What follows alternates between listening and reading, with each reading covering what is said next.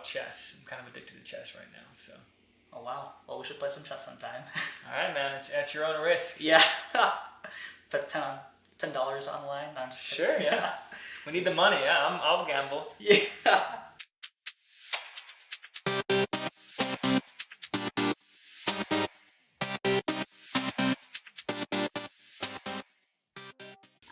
What's up, everybody? I'm here at Savvi Legal, a cool up-and-coming technology company in Silicon Slopes, Utah. Now, Silicon Slopes isn't to be confused with the Silicon Valley in California. Silicon Slopes is home to dozens of up-and-coming technology firms, and in this series, I'll be going by and meeting some of the cool tech companies that are right here in Utah. So, as I said, I'm here at Savvi Legal with co-founder and CEO Matt Roberts. And Matt, thank you so much for taking some time to speak with me today and to chat for a little bit. I wanted to ask you, Matt, so what made you want to leave your job at Vivint to want to start up your own company? Yeah, I mean, my whole career was kind of geared towards preparing to do my own thing, to do a startup. And so I'm working in product management and then more on the operations side of a few different startups and tech companies. I felt like I had a good foundation, and I gave myself a 2-year financial runway to start a company, or else I was going to have to go to grad school and take the long way around. And so I had some pretty good motivation to make it happen in a timely manner. And so I decided that I had the experience I needed, and I jumped ship.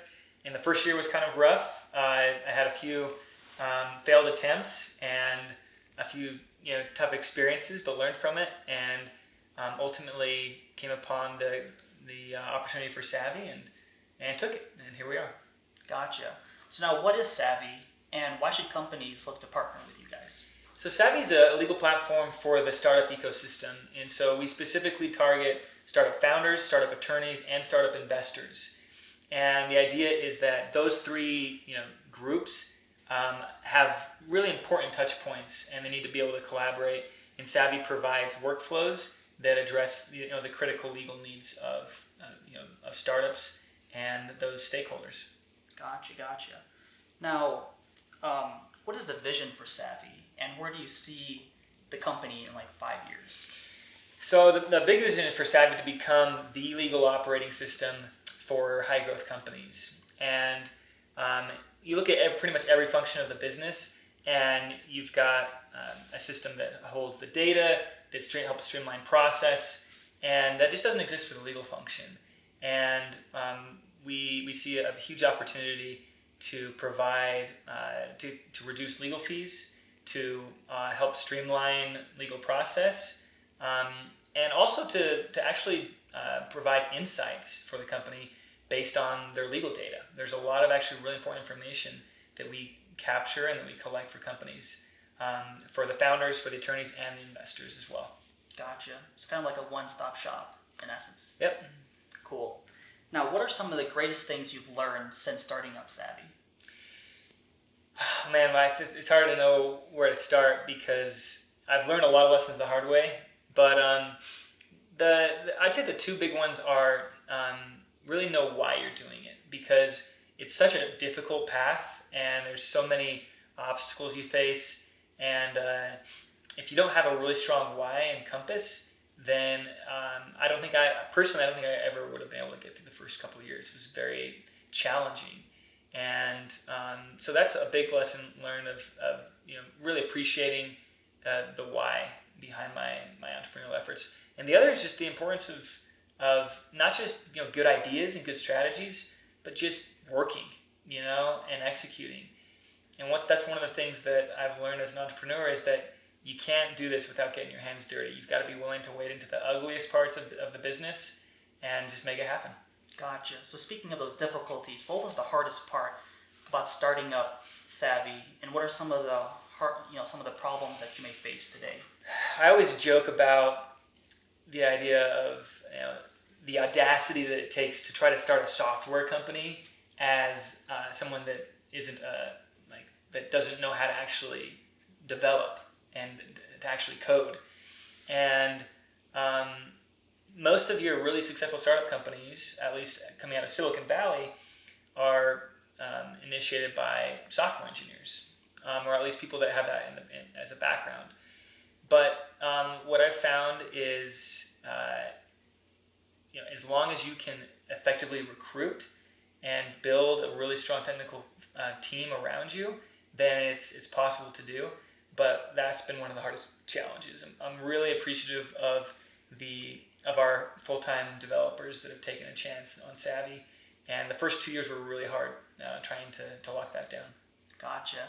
So you kind of spoke a little bit about how you wish you knew some coding, but in retrospect, if you could give younger Matt some advice, what would you tell him right now? Yeah, I mean, I would tell younger Matt to either learn to code to help mitigate some of the challenges of not, if I'm not able to find a technical co-founder, or at the very least to be able to better understand and evaluate the engineers that you're working with. And so I should have, in retrospect, either done a boot camp or perhaps done a dual major. I wouldn't change my major that I did, but I think I should have, taken the time to develop a more technical foundation. But we've managed to make it through, and we're in a good place now on the technical with our technical team. Gotcha. Now, speaking of your team, you kind of mentioned a little bit, and I actually saw some of the team members eating figgy pudding here in the office. So, what's the culture like here? Yeah, I mean, it's a very we have a very warm culture. I mean, our philosophy is that the people aren't a means to an end; the people are the end here at Savvi. And so we invest in our people. We invest in our employees. It feels like we're family, and if we bring someone on, we want to help them meet their goals. If somebody wants to do their own startup, you don't need to hide that. You don't need to moonlight to try to work on that project on the side. We want to help you develop the experience, get the access to the resources that you need to do that. And Savvi's actually, because we're in the startup ecosystem, we're actually positioned really well to recruit entrepreneurs. And that's a big part of our culture is we expect everyone to be an entrepreneur. And because we're building tools for entrepreneurs primarily. And secondly, we treat people as people and not just as tools and resources. Speaking of people, are you expected to bring more people onto the team? Are you looking to grow the team in the near future? Yeah, so we're growing, we're hiring, and we're fundraising, and so it's in the next year we're expecting to double our team, and we're always on the hunt for people who have an entrepreneurial mindset, who are hungry to help us build an awesome company that serves entrepreneurs, that's made up of entrepreneurs, and that is ultimately really changing the way that the startup ecosystem works. Gotcha. I'm really curious, just to backtrack a little bit. How has your background or upbringing led you to this point now? Well, I mean, I'd say tech is in our DNA, and I say our because I started Savvi with actually two brothers, and Dan is an attorney by trade, and we started Savvi originally, and we actually have another brother, Sam, who is on our software development team, and I think it's important to understand that even though we all have different backgrounds, it's in our DNA as a family. Our dad built one of the early software companies in Provo and Silicon Slopes before it was even known as Silicon Slopes, and had a great experience with that. And we learned from him and some of his, a lot of insights from him. But also, we grew up on a ranch, and so we were all kind of indentured servants growing up, just working together. Had to learn how to get things done, how to disagree but still be friends at the end of the day, and so that kind of taught us the right principles in terms of work ethic, how to get things done, but not run over or step over people, and also just grew up just believing in tech and the importance of entrepreneurship, and so it's kind of in the DNA. Well, at least now you're getting paid and not just an indentured servant these days, so it must be great. It depends on who you ask. Yeah, I mean, if you looked at the numbers, you might think maybe I was still an indentured servant of Savvi. So you have to be kind of a slave to your own startup as an entrepreneur. And so it's not always glamorous, but definitely excited about where we're going.